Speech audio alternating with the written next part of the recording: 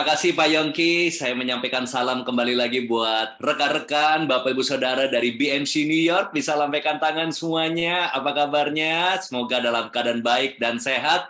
Saya juga menyapa buat yang mengikuti secara online dimanapun Anda berada. Selamat malam buat Amerika, selamat pagi buat Indonesia, dan dimanapun kita berada. 2-3 orang berkumpul, saya percaya Tuhan hadir bersama kita, khususnya di dalam acara Worship from Home ini. Di rumah kita masing-masing, tapi kita bisa memuji dan menyembah Tuhan. Dan pada kesempatan ini, saya akan sharing mengenai satu topik yang akan memperlengkapi kita, sehingga kita bisa menikmati banyak hal-hal yang baik dari Tuhan dan juga kita bisa menyalurkannya. Apakah itu? Hari ini saya akan sharing mengenai generosity atau kemurahan hati. Bapak Ibu, kita perlu diperlengkapi dengan pengajaran ini karena kita sedang hidup di dunia yang mengajarkan kita bagaimana meraih sukses, mencapai lebih, ya, kalau bisa hidup itu making profit, cuan, ya, ataupun juga terus berprestasi. Tidak salah. Tapi kalau kita tidak berhati-hati, kita akan menjadi orang yang sangat-sangat egois, ya, sangat ambisius, mementingkan diri sendiri dan mengorbankan orang lain, ya. Kita perlu tahu bahwa dunia ini terus mengajarkan kita mengejar dan mengejar dan mengejar. Bahkan saya ingat ada satu buku saya tahun 2010 menjadi sangat laris secara nasional di Indonesia, judulnya Achiever, ya. Bagaimana achieve something, ya. Jadi saya juga mengajarkan bagaimana menjadi pribadi yang unggul, extraordinary, bagaimana di atas rata-rata di karir, di bisnis. Namun ini perlu dibalanskan. Artinya apa? Hidup bukan cuma tentang meraih, tapi hidup setelah kita meraih banyak hal, kita bisa menyalurkannya. Karena kita mau hidup dengan sifat Tuhan. Buat saya, seringkali ada orang yang bertanya, apa sih definisi sukses buat coach? Nah, saya selalu katakan bagaimana kita bisa maksimal dalam setiap area hidup kita. Ya, sukses buat saya bukan tentang jabatan saja, uang, atau mungkin jemaat yang banyak, atau mungkin follower yang luar biasa, tapi bagaimana kita bisa maksimal dalam mungkin kehidupan kerja, kehidupan bisnis, kehidupan rohani, kehidupan berkeluarga, kehidupan sosial, dan juga kehidupan aspek lainnya, misalnya secara pengembangan mental dan lain sebagainya. Nah, jadi inilah yang kita mau belajar, bukan cuma mengejar sukses, tapi bagaimana hidup kita bisa signifikan. Nah, saya suka katakan begini, dalam hidup itu ada beberapa proses. Proses awal biasa itu masuk dalam kondisi survive. Nah, jadi misalnya ada orang dari Indonesia pindah ke Amerika. Waduh, masih survive nih secara ekonomi, masih survive nih secara adaptasi. Sama seorang anak baru lahir, itu kondisinya survive. Dia harus dibantu orang tuanya. Ada orang baru menikah, survive. Dia masih ngontrak dan lain sebagainya. Nah, kita harus punya sebuah kerinduan dari survive, kita masuk kondisi stability atau memiliki stabilitas. Mulai stabil keuangannya, mulai stabil rumah tangganya, kalau berbisnis mungkin mulai stabil pendapatannya atau pengembangan bisnisnya. Kalau seorang anak mungkin udah belajar jalan, mulai stabil, nggak jatuh-jatuh. Tapi nggak cukup cuma stabil, kita harus masuk kondisi secure. Udah mulai secure secara keuangan, udah mulai secure secara pernikahan, udah mulai secure secara mungkin bisnis.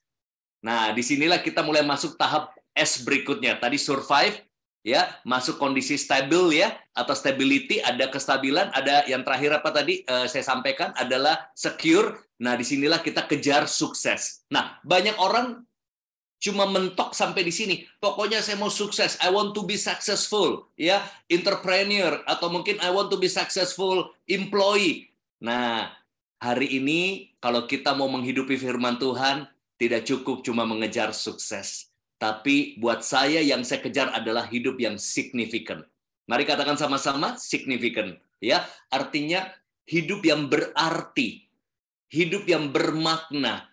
Ketika kita bukan cuma mendapatkan, kita bukan cuma mengambil, kita bukan cuma meraih, achieve, tapi kita bisa salurkan apa yang kita peroleh dari Tuhan. Nah, kita akan lihat sama-sama di sini dulu, ya, ayat pengantar di awal bahwa Lukas pasal yang ke-6, ayat yang ke-36 berkata seperti ini. Ada baiknya, walaupun saya tidak mendengar suara Anda, kita baca sama-sama dengan suara keras di tempat kita masing-masing pada hitungan ketiga.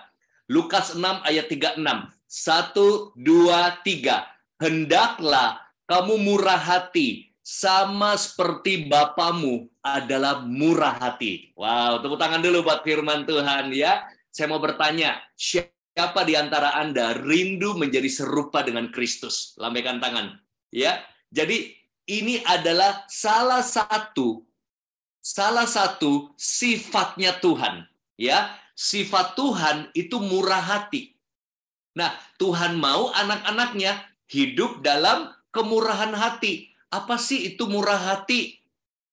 Ya, kemurahan hati itu bisa berbicara, atau generosity itu bisa bicara suka berbagi waktu, berbagi informasi, berbagi tebengan, berbagi support, ya, suka memberi, ya, atau mungkin sharing, ya, ketika kita di worship from home, kita mungkin sharing firman, atau mungkin saudara berbagi waktu untuk melayani, ada yang pimpin doa, atau mungkin di dalam pelayanan minggu, ataupun di keseharian kita melakukan pelayanan, itu bagian dari murah hati. Atau kita peduli pada sesama, atau kita memberikan perhatian, suka menolong, tidak pelit, penuh kasih, itu bagian dari kemurahan hati. Nah, pertanyaannya, apa sih yang membuat seseorang seringkali susah untuk bermurah hati?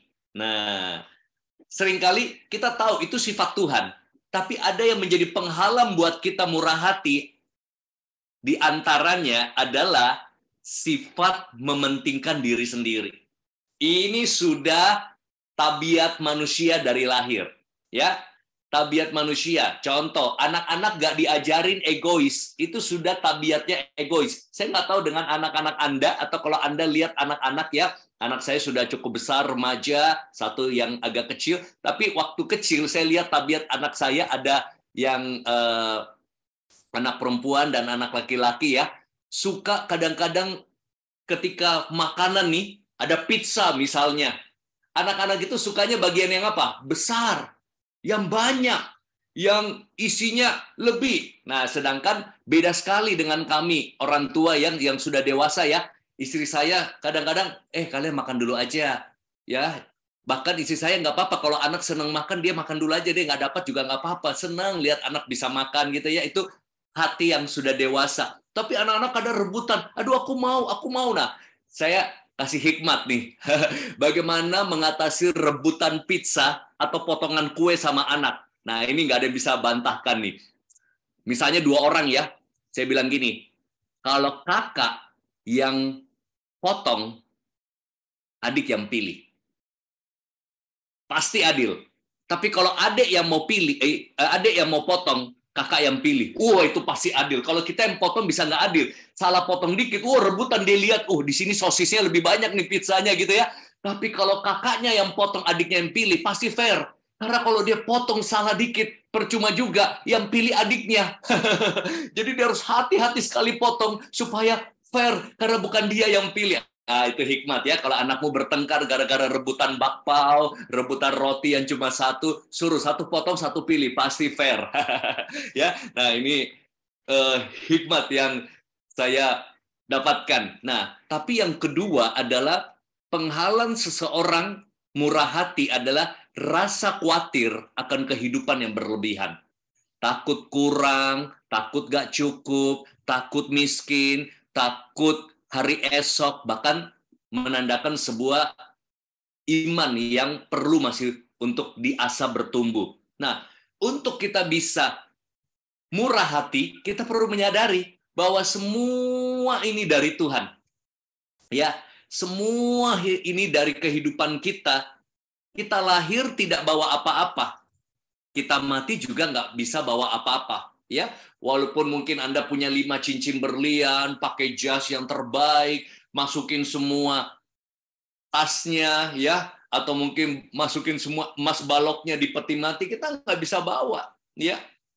Kita lahir tidak bawa apa-apa, kita mati tidak bawa apa-apa. Bahkan saya lihat kadang-kadang ada orang yang kalau sudah meninggal, wah, dibakarin mobil, dibakarin uang, dibakarin misalnya rumah. Ya, itu pilihan ya untuk mempercayai hal itu. Cuma kadang saya pertanyakan dalam hati, dia dibakarin mobil, dia dibakarin rumah, tapi pom bensinnya ada nggak ya isi mobil-mobilannya itu ya? Wah, itu juga mereka belum bisa jawab gitu ya. Nanti gimana jalannya ini, bensinnya gimana nih? Ya, artinya apa? Kita perlu menyadari bahwa semua ini dari Tuhan, saudara. Apa yang Tuhan sudah kasih dalam hidupmu? Banyak sekali. Waktu, tenaga, pemikiran, kreativitas, barang-barang, keuangan, ya, ataupun juga Tuhan sudah memberikan kita kasih sayang, kemurahannya.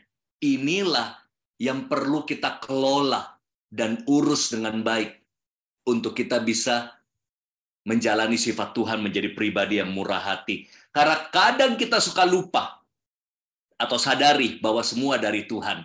Saya kasih contoh lagi, anak saya, Brian.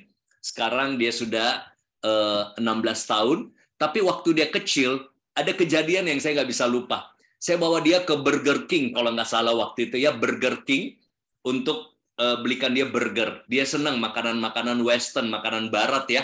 Sedangkan saya, maaf, saya lebih suka bakmi. Saya nggak tahu, teman-teman di Amerika masih lidahnya lebih suka in and out, apa katanya itu ada burger, pasta, atau lebih suka bakmi, ya, bakso goreng gitu ya. Nah, anak-anak sekarang kan seneng pasta, pizza, burger. Nah, saya beliin dia satu, misalnya cheeseburger gitu ya. Begitu saya beliin, saya itu mau ngetes. Saya bilang, cobain dong rasanya. Kagetnya saya, langsung dia begini, pegang, it's mine, it's mine, ini punyaku. Aduh, hati saya baru saya beliin, cuma coba satu gigit aja, it's mine, ini aku punya, waktu kecil ya. Nah, langsung saya terpikir begini, wah, saya kaget, saya baru beli kok digituin. Saya langsung bilang, Brian, nah ini cuma saya mau tunjukin ke dia ya, bukan bermaksud seperti itu sesungguhnya. Brian, tahu nggak? Tadi Dedi yang beliin kamu. Iya, tapi kan udah punya aku. It's mine. Tahu nggak? Dedi bisa beli, kalau mau, 100 burger. Oh ya? Nah, saya mau tunjukin betapa saya bisa kalau mau. Tapi ngapain beli burger 100? Ngapain show off buat itu? Cuma saya mau kasih dia gambaran. Kamu satu nih. Saya takut-takutin dia waktu itu. Saya bilang, Dedi bisa beli 100 burger ya? Nah, Dedi bisa beli yang lebih enak lagi nih. Ya misalnya double Mac atau apa gitu ya. Kalau Dedi mau. Nah, kalau Dedi beli, kamu jangan minta juga ya. Dia mulai goyah. Ya, wah, dia takut nih Dedinya beli terus gak dikasih nih. Ya udah, ini cobain. Nah, begitu cobain, dia tahan depannya, ya, supaya, tahu ya, pernah ngalamin, supaya kita nggak bisa kena di dagingnya. Ya, nih, ya udah cobain. Anda mungkin ketawa. Di situ saya belajar sesuatu. Ini yang kita buat seringkali sama Tuhan. Di situ saya dapat pewahyuan. Wow, saya yang kasih, saya yang mampu beli lebih banyak, saya punya kuasa untuk beli. Cuma minta dikit aja, it's mine. Walaupun dia kasih, nggak kasih dengan sukarela dan sukacita. Ya, dia kasih. Ya udah. Padahal saya ngetes, saya cuma biarin dia makan. Saya nggak terlalu seneng doyan makan burger. Ya, apalagi sekarang udah hitung kalori saya ya. Nah, jadi disinilah kita perlu tahu bahwa seringkali ini berlaku dalam hidup kita. Ini waktuku, ini pemikiranku, ini kreativitasku, ini duitku, ini rumahku. Kita lupa. Siapa sih yang berkati kita? Siapa sih yang berikan kita kekuatan untuk bisa kerja? Siapa sih yang memberikan waktu dalam kehidupan kita? Kalau kita sadar ini semua milik Tuhan, ini dengan mudah kita berlaku murah hati dalam hidup ini, ya. Dan saya kebetulan pegang yayasan, ya, sebagai ketua yayasan di Gilgal, ya, yayasan sosial bukan yayasan keagamaan. Jadi kami berdonasi dan juga kami mengumpulkan banyak donasi dan kami punya bendahara. Ya, saya punya kuasa untuk melakukan decision making. Ya, artinya menjadi decision maker. Kemana uang itu akan disalurkan, kemana uang itu akan dipakai. Nah, saya salah satu yang punya kuasa, walaupun kami butuh 2 tanda tangan untuk mencairkan uang itu. Nah, kami punya bendahara. Kemarin kami instruksikan, oke, salurkan ini, bantuan pendidikan, sekian belas juta. Oke, kita akan bantu pembangunan rumah ibadah di Manado. Oke, transfer 50 juta. Dengan senang hati loh, dia lakukan. Nggak ada dia pernah protes, aduh, Pak Haryanto, kayaknya berat nih, masa kasih lagi. Kalaupun ada, dia bilang, Pak, ini dana tinggal sekian nih. Saya suka tanya, dana tinggal berapa? Oke, kita salur. Kenapa dia dengan senang hati salurkan? Karena dia bendahara. Dia tahu ini bukan milik dia. Ya, dengan mudah dia salurkan. Dia cuma penyalur. Nah, mindset seperti inilah yang harus kita miliki dalam Tuhan. Ya, kalau kita mau bermurah hati. Ada 2 cara atau 2 macam tepatnya orang memberi. Kita lihat. Oke. Ada orang memberi karena kita mengasihi. To love. Nah, orang yang memberi atau murah hati karena dia adalah mengasihi dasarnya, inilah yang akhirnya akan mendapatkan sukacita. Kenapa? Kita fokusnya adalah aku datang ke gereja, aku mau memberi kontribusi. Bukan aku memberi untuk dikasihi. Atau misalnya kita bantu sesama ya, kita bantu sesama, ada orang susah, our neighbors, atau mungkin tetangga gitu ya, atau mungkin keluarga, ada orang memberi atau baik, misalnya di kantornya, supaya dia diterima, to be accepted, to be loved, ya, supaya dia dikasihi. Ini kecewa, bisa. Kemungkinan bisa kecewa. Kalau kita baik supaya kita dapat cuan, supaya orang suka sama kita, supaya dia bukakan network, supaya dia mungkin timbal balik ke kita. Ada kemungkinan bisa kecewa kalau tidak sesuai ekspektasi. Tapi kalau kita mau murah hati yang penuh sukacita, kita memberi karena kita mengasihi, bukan untuk dikasihi. Ya, jadi kita memberi dengan tulus di situ, bahwa orang ini balas atau tidak balas, orang ini baik kembali sama kita atau tidak, karena kita baik dia akan bukain jalan atau tidak, ada kenalan atau referensi, kita murni memang karena kita mau tolong. Ini yang membuat kita bersukacita. Nah, hari ini saya akan sharing dan juga bersaksi beberapa hal, semoga menguatkan kita. Saya mau tanya dulu, saudara siap belajar 3 poin? Apa sih yang kita dapatkan ketika murah hati? Bisa lambaikan tangan, ya. Mengapa kita perlu murah hati? Kita akan belajar sama-sama. Yang pertama adalah kemurahan hati akan membuat hidupmu luas. Ya, kemurahan hati akan membuat hidupmu luas. Nah, ingat, ketika kita murah hati, banyak orang senang dekat dengan kita. Ya, ingat kalau saya katakan murah hati, tidak selalu konotasinya uang. Tidak. Ketika kita murah hati di kantor, di pekerjaan, itu bisa berupa apa? Kita support teman, kita dengerin ketika dia mungkin ada masalah, kita doakan, itu murah hati. Kita berbagi informasi, jemputan, tebengan, ya, atau mungkin kirimin makanan ketika dia sakit dan lain sebagainya. Ini akan membuat hidupmu luas. Coba tangan kita sama-sama begini, luas. Ya, artinya apa? Karena mau agama manapun, mau usia berapapun, mau suku apapun, selalu senang dekat sama orang yang generous. Ini menembus batas agama, batas usia, batas kalangan, ya. Ini akan terbuka networkmu dengan luas karena kita suka berbagi, suka memberi dukungan, memberikan pertolongan, dan kita tidak akan pernah sangka-sangka kita akan berjumpa dengan orang-orang yang kita nggak pernah bayangkan Tuhan bisa buka pintu. Anda nanti baca sendiri saja, di Kisah Para Rasul 10 ayat 1 sampai 5, Kisah Cornelius, teman-teman catat ya. Kisah Rasul pasal 10 ayat 1 sampai 5, koma langsung lompat ayat 31. Saya ceritakan saja. Di situ ada Cornelius, ya, Cornelius dengan Petrus. Di situ mencatat bahwa Cornelius ini adalah seorang perwira, ya, seorang yang ada di pemerintahan atau di level yang berbeda dengan Petrus.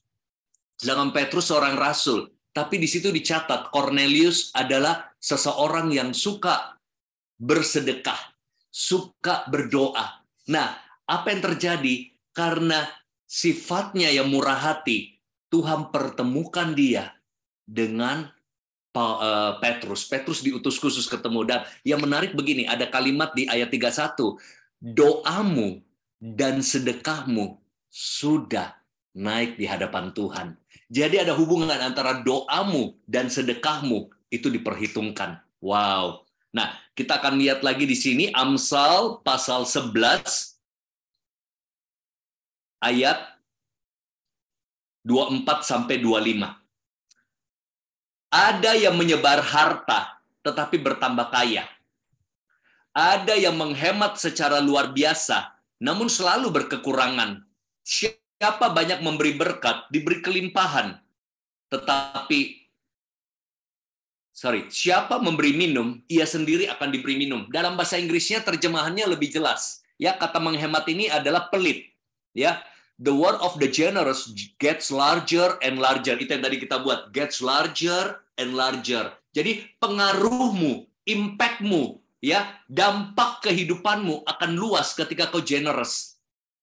Akan meluas. The word of the stingy gets smaller and smaller. The one who blesses others is abundantly blessed. Those who help others are helped. Artinya apa? Kita lihat bahwa ketika kita pelit, ketika kita nggak punya sifat murah hati, dunia kita makin kecil karena orang mulai jauhi, orang nggak suka, pelit banget, orangnya terlalu egois, orangnya serakah, orangnya tamak. Tapi ketika kita murah hati, ya, dunia kita jadi luas. Ya, relasi kita makin terbuka. Saya kasih contoh begini. Hidup kita bisa luas, kenapa? Karena kita siap bermurah hati pada orang. Mungkin luas hidup kita dikenal tetangga-tetangga. Ya, karena kita salah satu orang yang murah hati. Tidak bicara harus kaya, karena waktu dia jalan pagi, murah senyum. Hi, good morning. Hey, everybody. Nah, dia jalan pagi gitu ya. Nah, saya tinggal di kompleks. Kenapa?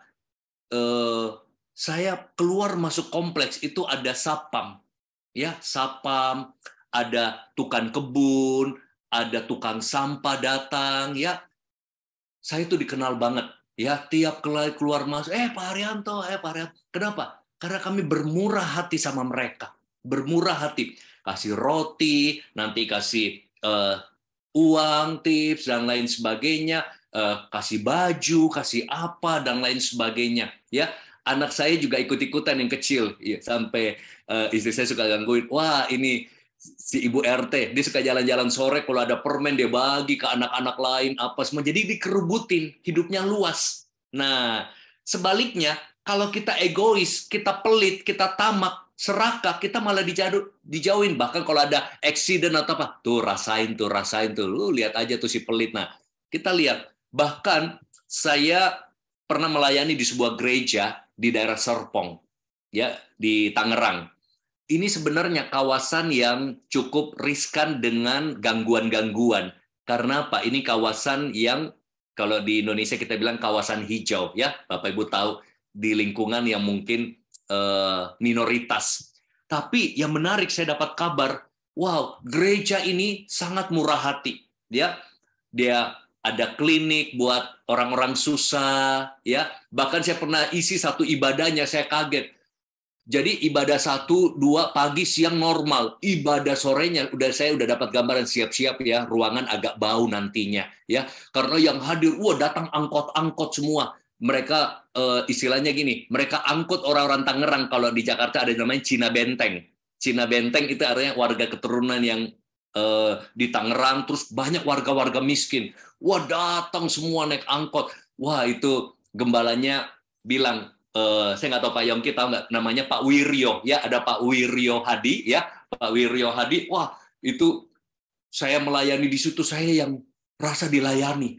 Waduh, saya lihat ini orang datang berangkot-angkot gitu, dan mereka bilang, wah itu kadang habis ibadah, maaf ya, awal-awal yang ruangan bau semua. Mereka kadang cuci kaki di toilet, apa di wastafel, apa semua ya namanya, kan mereka belum teredukasi ya, jadi diajarin bagaimana bersihin diri.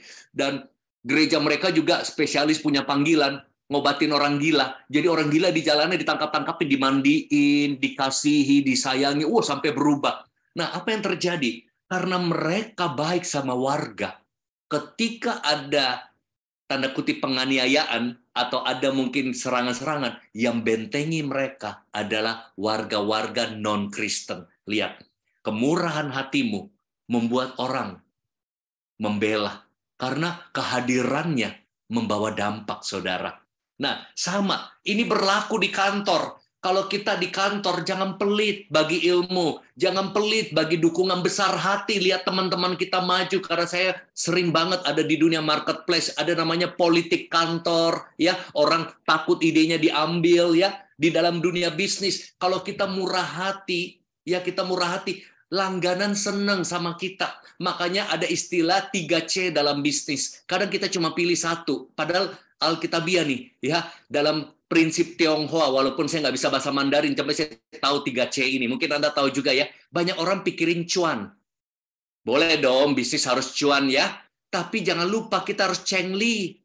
Pernah dengar ya, lu nggak cengli nih ya, sama jangan lupa cincai. Nah, itu Alkitabiah tuh, cengli itu apa? Fair. Ya, fair, berlaku adil. Tapi jangan lupa cincai. Cincai itu apa sih? Udah, jangan hitung-hitungan lah, ya. Bahkan saya pernah dapat artikel ya di WA Group itu prinsip-prinsip cincai. Kalau hidupmu cincai, rumah tanggamu rukun. Cincailah sama istri, cincailah sama suami. Kalau dengan teman kita cincai, kita harmonis relationship. Artinya jangan terlalu perhitungan apa-apa semuanya. Nah, yang ada bukannya cuan dicari, cincai, cengli, yang ada bahaya. Dia 2C, tahu? Suka cia orang. Tahu cia, suka makan orang gitu ya. Sudah cia, cao lagi. Cao itu apa? Pergi katanya, sudah lari gitu ya, bawa utang gitu ya. Jangan. Nah, jadi apa yang kita bisa murah hatikan? Share your time.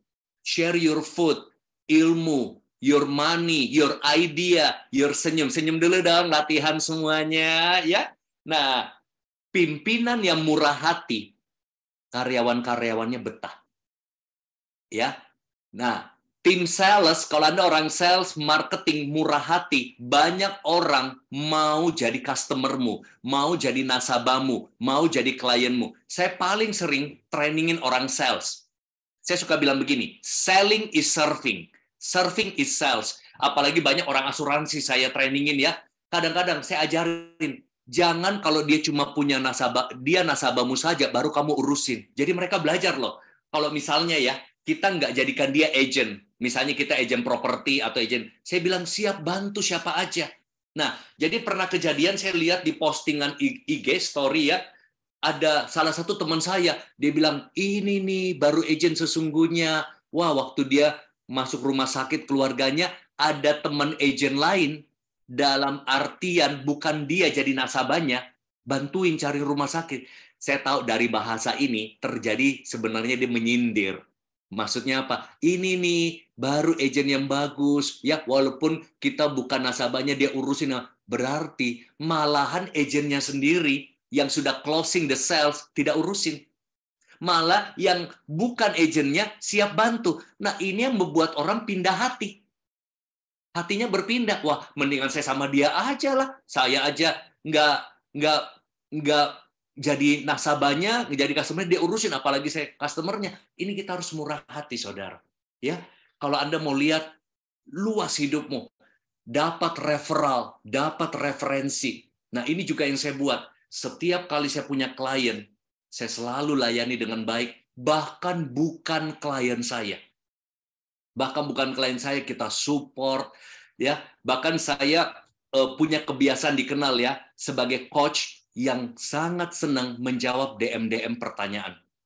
Ya, saya minta maaf Bapak Ibu, saya mungkin tidak bisa follow back semua orang. Karena tiap hari banyak sekali follower ya. Sempat IG saya dihack tahun lalu, hampir 150.000. Sekarang puji Tuhan mungkin dalam hitungan minggu kembali lagi 100.000 follower. Tapi semua DM itu pasti saya jawab. 1 kali 24 jam, 2 kali 24 jam. Anda boleh buktikan. Kecuali kalau nggak dijawab, berarti dia ketimpa. Ya, Anda DM lagi. Apa aja mereka tanya tentang bisnis, tentang apa, saya pakai voice. Ya, misalnya ya dia tanya, Coach, ini sebaiknya keputusan ini gimana? Padahal saya nggak kenal dia. Ya, saya cuma oke, nanti untuk menghadapi masalah ini saya rekam ya, saya kirim. Wah, senang. Padahal dia nggak ikut seminar saya nggak, ada juga yang kadang-kadang ya, saya nggak kenal. Dia bilang gini, dia bilang, Coach, aku ulang tahun hari ini. Aku lihat, maaf ya, aku lihat kayaknya orang-orang yang mungkin dia tinggal di daerah atau di kampung gitu, boleh nggak kasih aku ucapan ulang tahun? Saya nggak kenal dia, tapi saya punya waktu. Waktu itu ya, saya punya waktu, saya lagi nyetir apa, pas atau mungkin lagi macet, udah sempet, saya rekam aja misalnya, halo Abdullah, selamat ulang tahun, Tuhan berkati, God bless, udah nggak sampai 1 menit saya send. Hal begitu menyentuh hati mereka. Mereka bangga banget tuh kasih lihat temen, wah, tapi nggak selalu ya, kadang-kadang ada yang minta begitu ya. Nah, ada yang mau minta, boleh nanti kasih. Dia posting, saya nggak kenal dia, saya nggak follow dia, mungkin dia di kampung, dia rasa bangga banget ada coach di nasional bisa ucapin. Buat saya itu nggak sampai setengah menit. Halo Abdullah, happy birthday, God bless you. Udah saya kirim, berapa detik coba. Tapi itu menjamah hidup mereka. Saudara, bermurah hati. Nah, kadang-kadang kalau ada yang curhat, saya juga sudah punya template supaya gampang jawabnya. Ada template, saya kesaksian di situ. Oh, saya dulu juga pernah hidup miskin, tapi Tuhan Yesus ubah hidup saya kirim. Jadi udah panjang lebar, dia pikir saya ketik semuanya, padahal sudah template karena saya udah tahu ada yang suka curhat masalah, saya kasih tahu bahwa saya juga pernah mengalami masalah. Itu kesempatan, saudara. Cuma ada satu jenis DM yang saya nggak mau balas. Ini juga sekarang lagi tren, hati-hati. Wanita-wanita cantik dari China, dari mana? Hai, kamu pakai bahasa Inggris, kamu sedang di lokasi mana tuh? Kelihatannya dia mau coba relationship dengan kita, bangun hubungan ya. Ujung-ujungnya penipuan. Nah, sedangkan kalau wanita-wanita di DM sama pria-pria keren, kelihatannya kaya, padahal ini penipuan semua. Nah, itu banyak tuh. Saya nggak balas, saya udah tahu.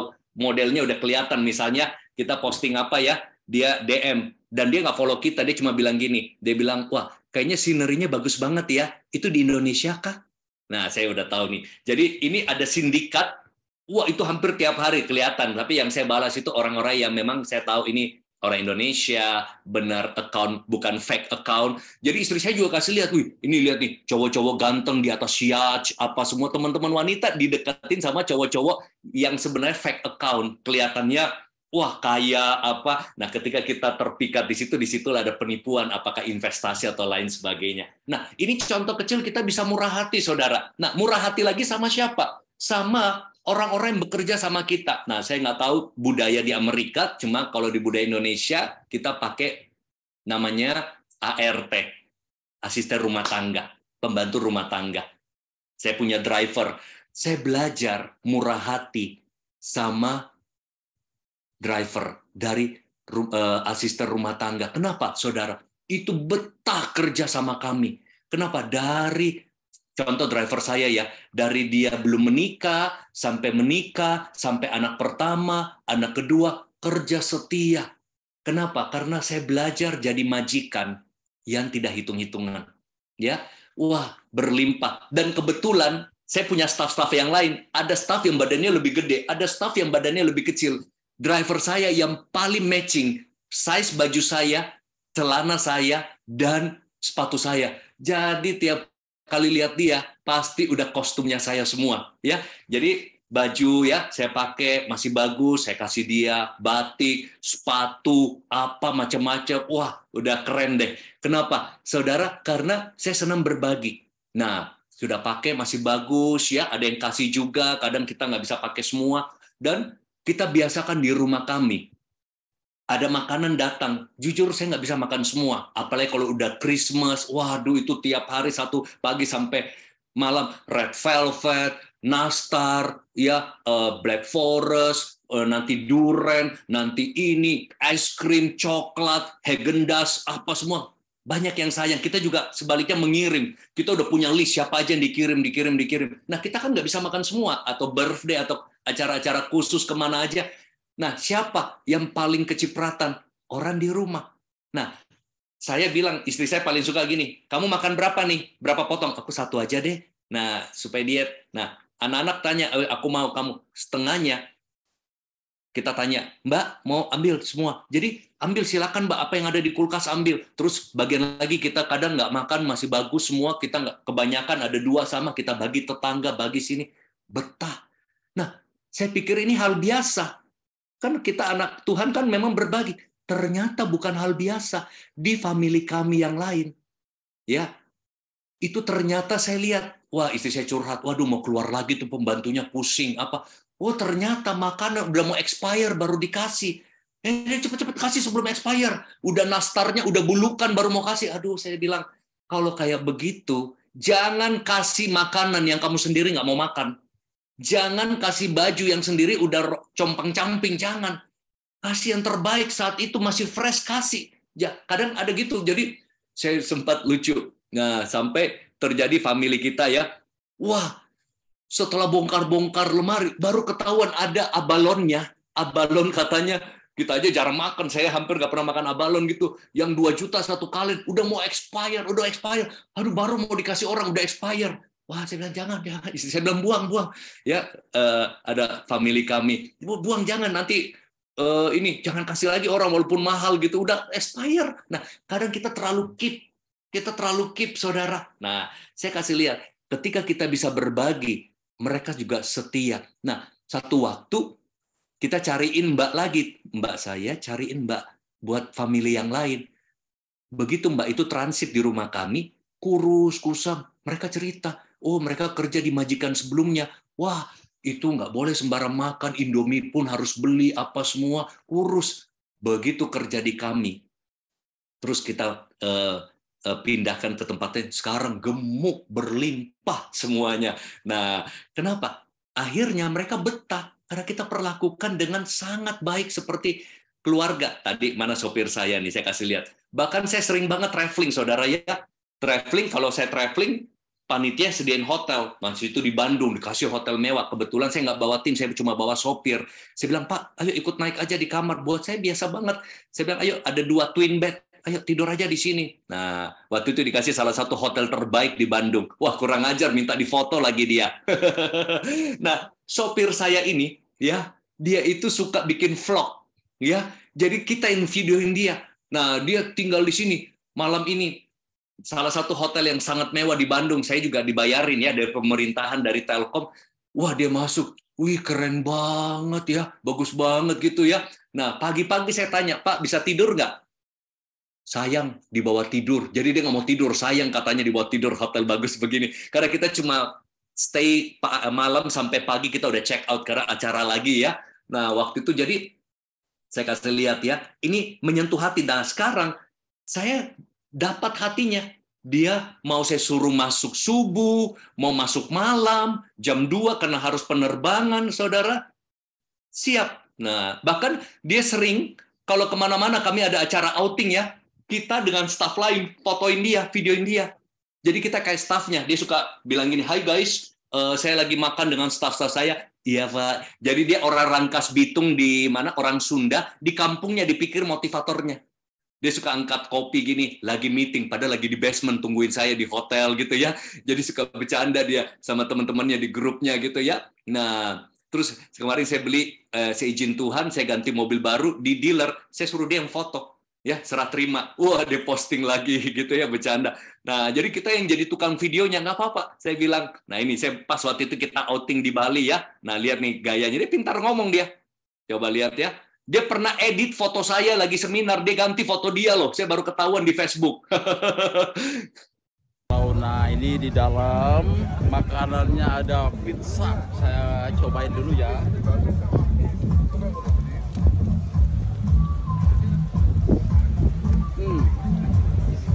Kita bawa dia ke Bali waktu itu.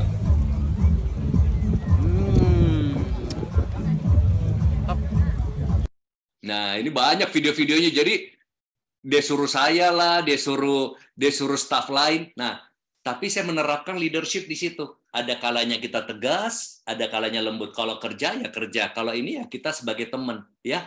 Sebagai fan, saya tanya kabar keluarganya, Pak. Sampai dia bilang gini, ya udah saya di sini aja kerja deh sampai anak saya kuliah besar semua. Saya dapat kesetiaan. Nah, kalau Anda jadi pimpinan, saya mau beritahu, jangan pelit. Jangan hitung-hitungan. Berikan yang terbaik. Engkau akan dapat kontribusi yang terbaik juga dari timmu. Produktivitas, loyalitas. Ya, tepuk tangan dulu ya.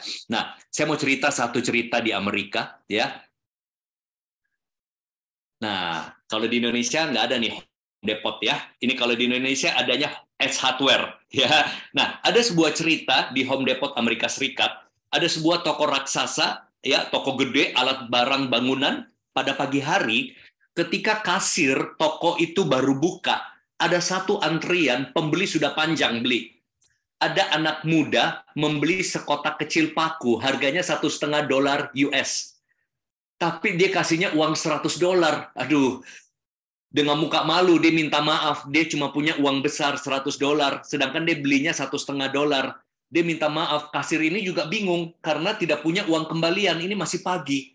Nah, akhirnya kasir itu kembalikan $100 itu ke dia, kasirnya buka dompetnya, dia ambil uangnya sendiri karena cuma $1,5, dia bilang nggak apa-apa, dia masukkan itu di kasirnya, kasnya. Jadi dengan kata lain, ya udah ini kembali uang $100-mu, dia pakai uangnya sendiri bayarin $1,5 anak muda ini, ya karena juga antrian sudah panjang dan dia juga nggak punya kembali, istilahnya kasir yang bayarin. Nah besoknya beberapa hari kemudian tiba-tiba supervisor dari kasir ini datang dengan anak muda ini dengan seorang yang agak tua. Ternyata ini anak muda yang membeli paku 3 hari dengan $1,5 tapi dibayarin sama kasir ini.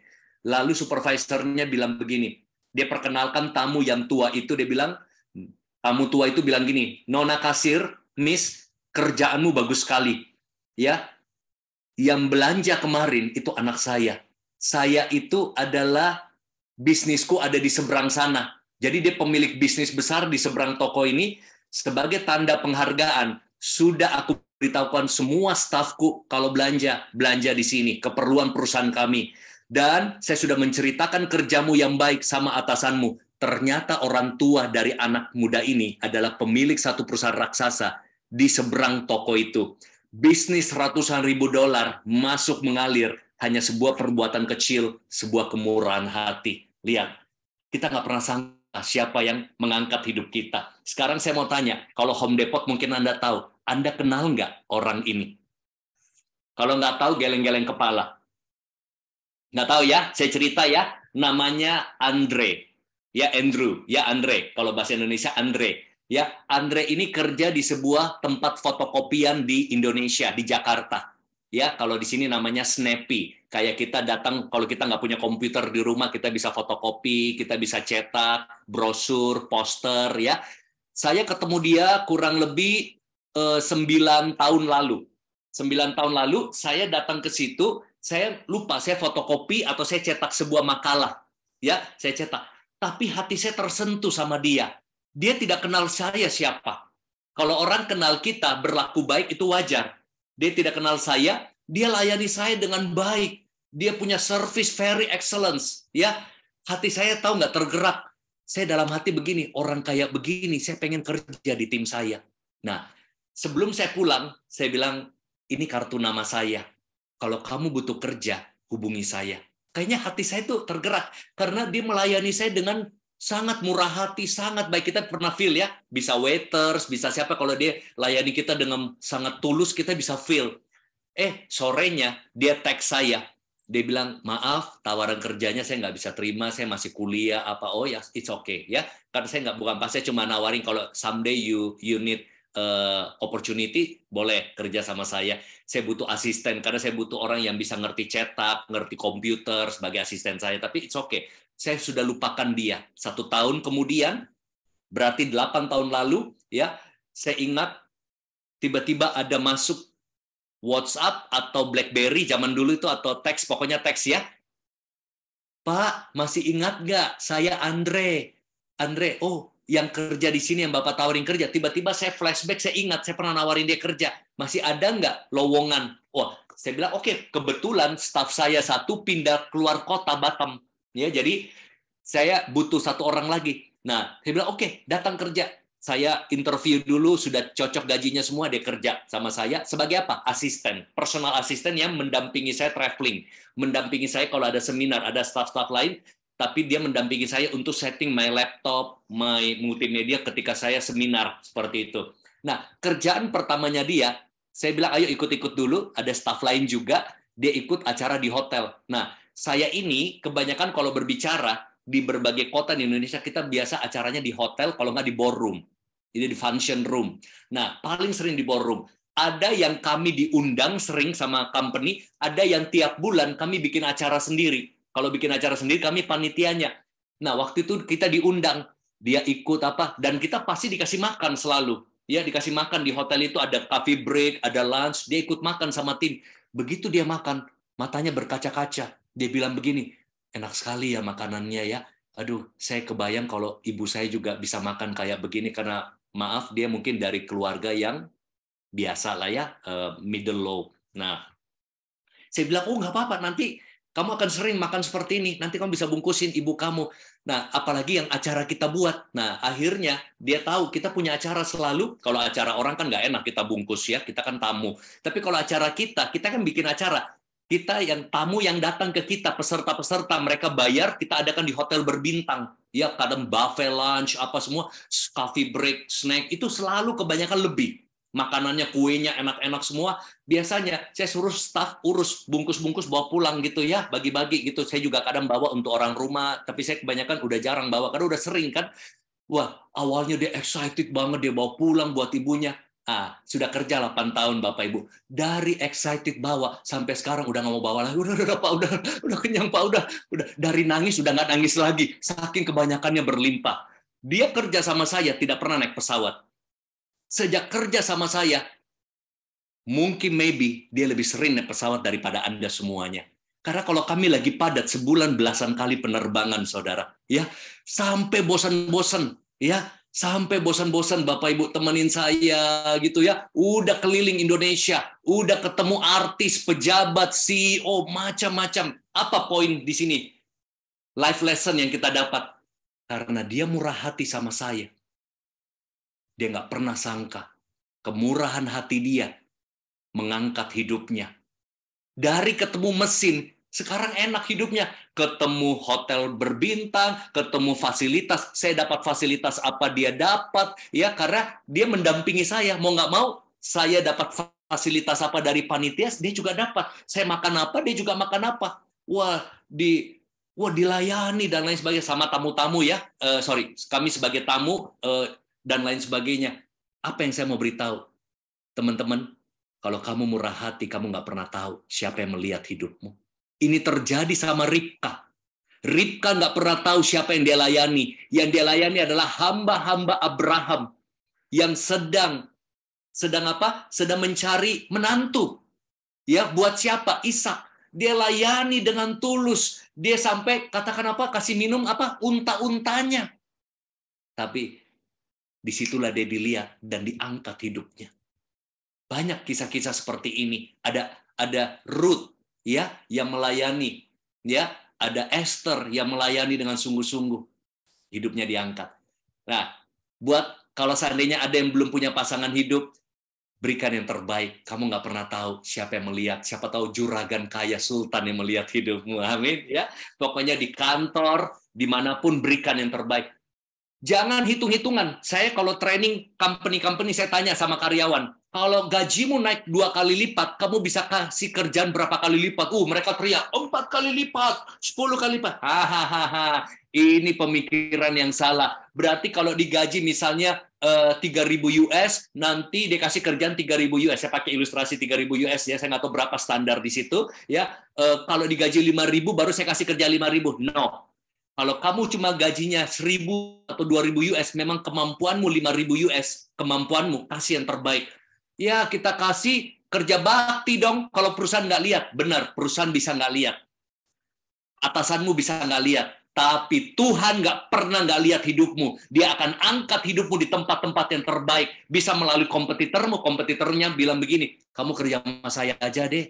Kayaknya kamu lebih cocok sama saya, gaji kamu lebih tinggi. Ya, nah itu yang terjadi. Yusuf dimanapun dia berada, dia berikan yang terbaik. Di penjara, di rumah Potifar, di istana. Itu yang membuat hidupnya diangkat. Karena patokannya bukan atasan yang lihat, bukan customer yang lihat. Dia tahu kerja itu ibadah. Murah hati akan mengangkat dan memperluas hidupmu. Amin, saudara. Kita lanjut ya. Yang kedua, masih semangat? Saya 5-10 menit lagi, saya selesai. Saya kasih poin berikutnya. Kemurahan hati membuat hidup kita happy and healthy. Wow. Kok bisa? Kita lihat. Karena hati yang gembira adalah obat. Ya, ketika kita berbagi murah hati, hidup kita bersuka cita, kita sehat, kita menyalurkan, mementingkan diri sendiri, penyebab banyak kekacauan dan konflik. Alkitab katakan apa? Di mana ada iri hati, di situ banyak kekacauan. Kita gampang tersinggung, kesel, kecewa, kepahitan. Dengarkan pasangan suami istri. Kalau kamu murah hati, rumah tanggamu harmonis. Kenapa? Suami mendahulukan istri, istri mendahulukan suami, suami berusaha memuaskan istri, istri berusaha memuaskan suami, suami tidak hitung-hitungan sama istri, istri juga murah hati. Saya kalau makan sama istri ya, sering begini, ada part yang bagus, kamu aja, nggak kamu aja, nggak kamu aja. Jadi kalau ada part-part yang enak, kita saling, nggak kamu, saya mau dia makan yang enaknya, dia juga mau saya dulu. Akhirnya kita saling mendahulukan. Ya, coba kalau wah ini yang lebih enak saya aja dulu nih. Nah, kita selalu kasih. Contoh pernah ya kami redeem miles. Redeem miles ini pertama kalinya kami naik bisnis kelas. Pertama kalinya. Cuma sayangnya sudah pertama kalinya cuma dapat satu seat, yang satunya dapat ekonomi gratis karena redeem miles ya. Tahu nggak? Istri saya pas kebetulan pakai nama dia. Istri saya bilang begini, kamu aja yang di bisnis, kamu kan nggak pernah. Nggak, saya bilang kamu aja. Jadi saya pikirnya biar dia nikmati. Dia juga pikir saya nikmati. Ya sudah kalau gitu, adil, kita pas tebus pulangnya saya yang dapat. Jadi gini, gantian ya, pergi dia, pulang dia. Dia bilang, wah masih kurang enak ya, kita pengennya bisnis kelas sama-sama duduk. Waktu itu redeem miles ya, kita belum pernah nikmati bisnis kelas. Jadi ya udah, dia pergi pulang. Tapi kita saling mendahulukan. Nah, saya bahkan ya dapat kadang bisnis kelas dari panitia perusahaan ya. Saya suka tawarin kadang asisten saya, mau nggak kamu yang duduk sini, saya di ekonomi aja supaya kamu juga rasain. Nah, cuma mungkin dia masih nggak enak ya, nggak jangan deh jangan. Nggak apa-apa kamu rasain, kan saya udah pernah rasain, biar dia juga rasain. Saya punya hati seperti itu tuh, pengen orang lain juga nikmati. Gampang kan, cuma penerbangan Palembang 1 jam, apa bedanya? Duduk ini cuma beda dikit biar dia rasain. Jadi saya senang orang lain juga merasakan. Itu murah hati, saudara. Nah, akhirnya apa? Inilah data yang saya dapatkan. Ya, bukan dari Alkitab, tapi mendukung apa yang firman Tuhan katakan. Dr. Alan Kutz mengadakan penelitian terhadap 3.000 sukarelawan. Memberi atau menolong orang lain dapat mengurangi rasa sakit, mengurangi rasa stres, meningkatkan endorfin, dan meningkatkan kesehatan. Profesor David McClellan melakukan sesuatu yang positif terhadap orang lain akan dapat memperkuat sistem kekebalan tubuh. Sebaliknya orang kikir cenderung terserang penyakit ya. Bukan kata saya, bukan kata Alkitab, kata David McClellan ya. James House, riset menolong orang lain, riset ya, dari hasil riset menolong orang lain secara sukarela meningkatkan kebugaran tubuh dan angka harapan hidup. Tepuk tangan dulu ya. Yes, kita mau jadi pribadi yang murah hati. Dan terakhir, kemurahan hati membuat hidupmu penuh kemurahan Tuhan. Wah, ini yang saya suka. Ya, bahkan salah satu lagu yang kami suka nyanyikan adalah lagu dari Pastor Pak Lukas Kusuma ya, hidup dalam kemurahan Tuhan ya, kemurahan Tuhan. Nah, kemurahan hati membuat kita hidup dalam kemurahan Tuhan. Ada ayatnya kah? Kita lihat. Matius 5 ayat 7. Berbahagialah orang yang murah hatinya karena mereka akan beroleh kemurahan. Ya, satu ayat terakhir baru kita selesai, saya jelaskan. Amsal 19 ayat 17. Siapa menaruh belas kasihan kepada orang yang lemah atau miskin? Bayangin, memiutangi Tuhan yang akan membalas perbuatannya. Jadi saudara, apa itu kemurahan Tuhan? Mercy, goodness, apalagi favor of God. Saudara, kita dapat perlakuan spesial. Ada pintu-pintu yang bisa terbuka dengan mudah, bukan dengan kekuatan kita sendiri. Masalah bisa jadi keuntungan buat kita. Ada promosi yang bisa tiba-tiba yang seharusnya kita mungkin nggak qualified, kita nggak deserve. Tuhan buat kita qualified, itu kemurahan Tuhan. Mungkin kita sudah apply sesuatu lamaran kerja, tapi kalau kita hidup dalam kemurahan Tuhan, orang lain mungkin lebih qualified, tapi orang maunya sama kita. Saya sering namanya ikut pitching, tender, ya. Kita harus dipilih dengan saingan-saingan lain. Kadang mereka lebih bagus dari kami lihat. Tapi andalan saya adalah kemurahan Tuhan. Entah kenapa customer sayang sama kita, maunya sama kita. Maunya repeat order, maunya referensi. Sudah sering saya alami seperti ini, saudara.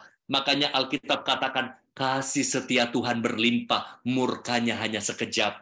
Saudara, bahkan ini prinsipnya, kadang hidup kita sudah terlalu full, kita perlu kasih space untuk kemurahan Tuhan datang.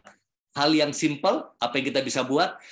Nanti PR ya, buat BMC New York dan teman-teman, secara berkala lihat di rumahmu. Khususnya ibu-ibu nih, buka lemari bajumu. Kadang ibu-ibu, atau saya nggak tahu, atau istri saya aja, ibu di rumah ya, suka bilang gini, aduh nggak ada baju, aduh mau pesta nggak ada baju. Ah, nggak ada baju? Saya kasih lihat, ini ada nggak ada?